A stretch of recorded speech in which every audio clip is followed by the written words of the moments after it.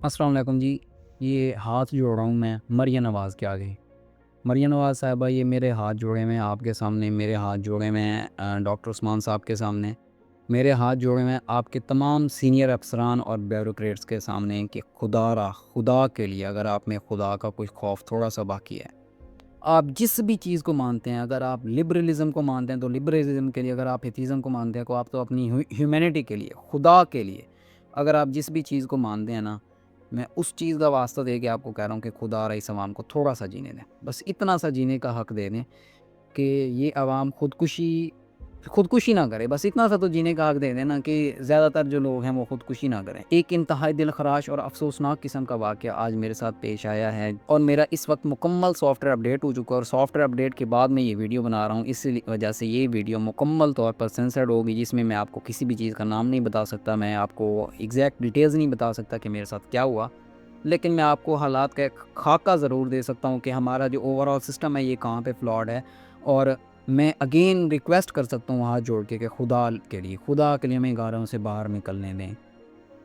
वाक़या इतना सा है कि आज मैं घर से बाहर निकला हूँ, मैंने सीट बेल्ट लगाई हुई, मेरे पास ड्राइविंग लाइसेंस मुकम्मल था, मेरी गाड़ी में किसी किस्म के कोई डेंट्स नहीं थे, मेरी गाड़ी में जो हेडलाइट्स थी वो मुकम्मल कंपनी वाली हेडलाइट्स थी और मैं मुकम्मल कॉन्फिडेंस के साथ बाहर निकला कि यार क्या ही हो जाए। मुझे अपनी फैमिली को एक बस स्टैंड से लेने जाना था जो कि एक चौक में वाक़ है और मैं कोई भी आपको यहाँ पे नाम नहीं लूँगा।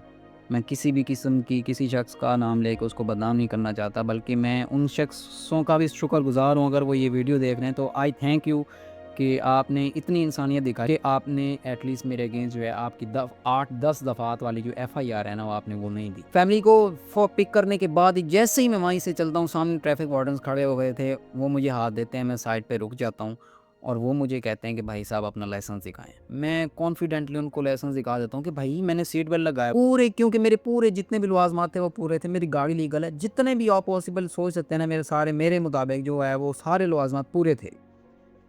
वो साहब मेरा ड्राइविंग लाइसेंस लेके चले जाते हैं। मेरा भाई मेरे से पूछता है कि यार ये इन्होंने क्यों रोका आप? मैं उसको कहता हूँ यार कोई बात नहीं, अभी लाइसेंस चेक करके दे देंगे क्योंकि हमारी हर चीज़ पूरी। वो साहब वापस आते हैं, वो मुझे कहते हैं कि वो आपके नीचे जो एलईडी लाइट्स लगी हुई है ना, ये इल्लीगल हैं।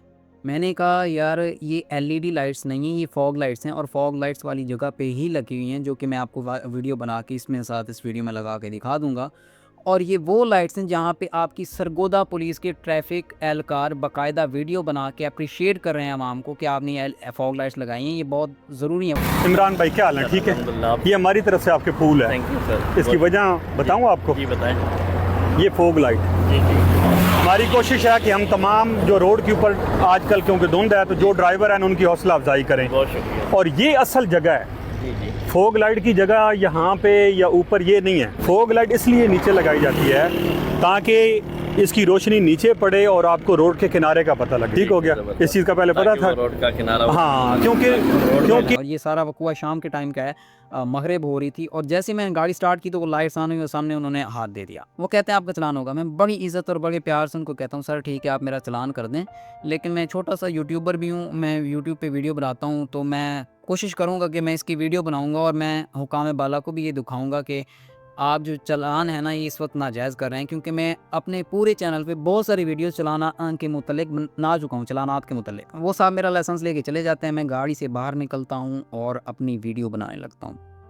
जैसे ही मैं अपनी वीडियो बनाने लगता हूँ, वो और 4-5 और एहलकार मेरे पास आ जाते हैं और उसके बाद जो कुछ भी होता है ना उसको आप भूल जाएँ। उसके बाद ही लॉन्ग स्टोरी शॉर्ट करता हूँ, मुझे लेके थाने में ले जाया गया और मेरे सामने इस्तग़ासा लिखा जा चुका था जिसमें 8 से 10 दफ़ात शामिल थीं, कम अज़ कम 8 से 10 थीं। पीका एक्ट कोई 8 से 10 और थीं और साथ में पीका एक्ट की दफ़ात भी शामिल करके मेरा इस्तग़ासा लिखा जा चुका था और मेरे सामने एक ही कंडीशन रखी गई कि हमारे सामने यहाँ से वीडियोस जो हैं वो डिलीट करें और उसके बाद भाई हम फ्री होके यहाँ पे आए बैठे। मैं यकीन करें मैं दिल से शुक्रिया अदा करता हूँ भाई, आपकी बहुत मेहरबानी, क्योंकि ये है हमारा पाकिस्तान। यहाँ पे सिर्फ इस बात पे क्योंकि एलईडी लाइट्स लगी हुई थी, मैंने कोई झगड़ा नहीं किया, मेरे पास मुकम्मल चीज़ें मौजूद थी। इस सब के बावजूद मेरे पे यहाँ तक बात आई कि मेरे पे 8 से 10 दफ़ात वाली एफआईआर की जा रही थी, जिसको अवॉइड करके अपनी जान छुड़ा के अपना सॉफ्टवेयर अपडेट करवा के और मैं बाकायदा मीडिया को ये बयान दे के कि जो मैंने किया मेरी गलती थी, मैं अपनी गलती मानता हूँ और उसके बाद मैं घर में आके बैठा हूँ और मेरी गलती थी, मैं अभी भी अपनी गलती मान रहा हूँ। मेरी गलती ये थी कि यार मैं घर से बाहर निकला, ये मेरी सबसे बड़ी गलती थी। حکومت اس وقت پوری طرح سے کوشش کر رہی ہے کہ عوام اس وقت گھروں سے باہر نہ نکلے، اور جو نکلے کسی بھی صورت اس کا چلان کر دیا جائے۔ آپ کے وارڈنز کورٹس میں جا رہے ہیں آپ کے سینئر افسران کے اگینسٹ کہ ان پہ ذہنی دباؤ اور جرمانے ان کو کیے جا رہے ہیں کہ آپ مکمل چلان نہیں کر رہے، آپ اپنی چلان کا ٹارگٹ پورا نہیں کر رہے۔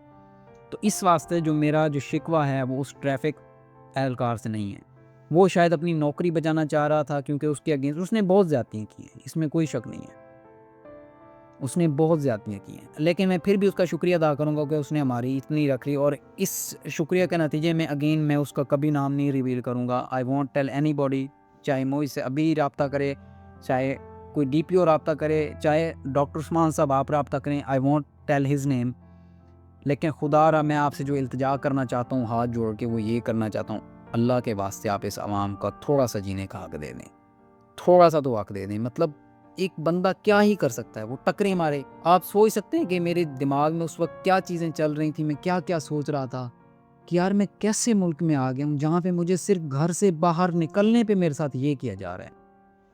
میری گاڑی جو ہے وہ تھانے میں آ گئی، میرے ساتھ جو فیملی بیٹھی تھی وہ سڑک پر بیٹھی رہ گئی، برقعے والی خواتین تھیں۔ تو ان شارٹ میں بس خدا را التجا کروں گا یار اس نظام بنانے والوں سے کہ اللہ سے ڈر جاؤ تھوڑا سا یار، ہمیں جینے کا تھوڑا سا حق دے دو یار۔ اگر کوئی بندہ کچھ غلط کر رہا ہے پھر آپ اس کے ساتھ پھر بھی ایک جائز کام کرو یار، جو غلط نہیں کر رہا آپ اس کے ساتھ اتنا کر رہے ہو۔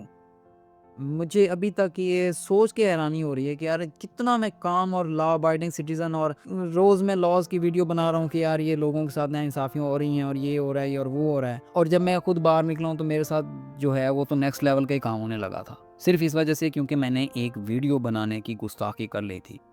سی ایم صاحبہ آپ سے ہاتھ جوڑ کے ایک بار پھر سے کہہ رہا ہوں کہ اگر آپ نے ڈاکٹرز کے تو کیمرے لگوا دیے باڈی کیمپ پہ، آپ ٹریفک وارڈنز کی کیمرے نہیں لگوا سکتے باڈی کیمپ پہ؟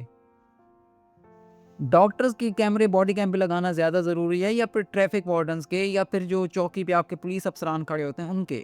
پوری دنیا نے جو باڈی کیمپ کا رواج قائم کیا ہے وہ اپنے پولیس افسران سے کیا ہے کہ جو بھی پولیس افسر پیٹرول کر رہا ہے، کسی جگہ پہ جا رہا ہے جہاں پہ پبلک کے ساتھ انٹریکٹ کر رہا ہے، اس کی باڈی کیمپ فوٹیج ہے۔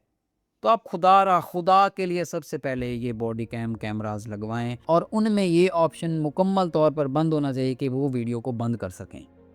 جو بھی ڈیوٹی پہ آئے گا اس کا مکمل ڈیوٹی میں آپ کا باڈی کیم آن ہونا چاہیے اور اس کا ریکارڈ موجود ہونا چاہیے، اگر at the demand of public ان کو دینا بھی چاہیے۔ یہ تھی میری آج کی ایک داستان۔ میں اللہ کا شکر ادا کرنا چاہوں گا جس نے مجھے گھر صحیح سلامت واپس بھجوایا۔ یقین کریں میں اب اگر آپ کے سامنے بالکل کھلے الفاظ میں بولوں تو میں نے ان کو بھی بولا تھا کہ سر، جب میں تھانے میں تھا میں نے ان کو بولا تھا سر مجھے پتہ ہے آپ میرے ساتھ کچھ بھی کر سکتے ہیں اس وقت، مجھے پتہ ہے آپ میرے پہ کچھ 50 FIRs بھی دے سکتے ہیں، مجھے بھی یہ بھی پتہ ہے کہ آپ چاہیں تو شاید اس چکر میں میرا انکاؤنٹر بھی ہو سکتا ہے، کوئی بھی کچھ بھی کر سکتا ہے، اس میں کون ہی حساب لے گا یار، کون کس سے آگے حساب لے گا؟ مریم نواز صاحبہ آپ سے پھر سے ریکویسٹ ہے کہ یار اگر آپ کو پیسے چاہیے تو آپ کسی اور طریقے سے لے لیں، آپ باہر نکلنے کا نہ ایک باقاعدہ ٹیکس لگا لیں، اس طرح سے بہانوں میں ہمیں ذلیل نہ کریں، ہمیں FIRوں تک نہ جانا پڑے۔ آپ ایک بیسک ٹیکس لگا دیں کہ جو بھی گھر سے باہر نکلے گا نا، گھر سے باہر آپ نے قدم رکھنا ہے تو آپ پہ 2000 یا پھر 5000 کا جو بھی چلان ہے وہ ہوگا، اس چیز پہ چلان کر لیں، لیکن ہمیں تھوڑا سا جینے دیں۔ آپ اپنی پولیس کو اشتعال دلاتی ہیں، وہ سارا اشتعال ہم پہ نکالتے ہیں، اور لا ابائڈنگ سٹیزن پہ۔ دس از ناٹ، اب یہ مدعا رہ ہی نہیں گیا کہ کون جو ہے وہ وائلیشن کر رہا ہے کون وائلیشن نہیں کر رہا، اب مدعا صرف اتنا سا ہے کہ جو بھی گھر سے باہر نکلے گا اس کا چالان ہوگا۔ باقی لاسٹلی میں ان سے بھی ریکویسٹ کرنا چاہوں گا جنرل عاصم منیر صاحب سے، سر آپ کے پاس بہت بڑا عہدہ ہے، میری دعا ہے کہ اللہ تعالیٰ آپ کا یہ عہدہ سلامت رکھے، آپ کو مزید ترقی دے، مزید پاور دے، لیکن خدا کے لیے ذرا اپنے ان نیچے والوں کو تھوڑا سا سنبھالیں، خدا کے لیے تھوڑا سا عوام کو جینے دیں۔ Thank you for watching, see you in the next one.